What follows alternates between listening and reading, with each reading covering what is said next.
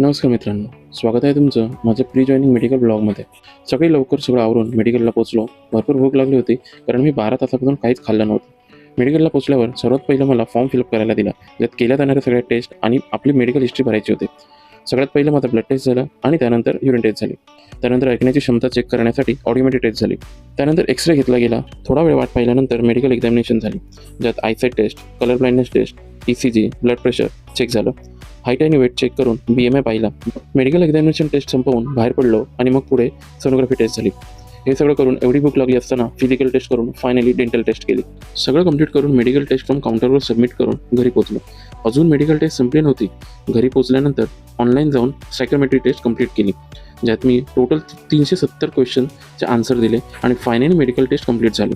हे सगळं करेपर्यंत ऑलरेडी 3:30 वाजले होते. साधारण 18 तासांचं फास्टिंग कंप्लीट झाल्यानंतर थोडं जेवून घेतलं आणि मग थोडा आराम केला.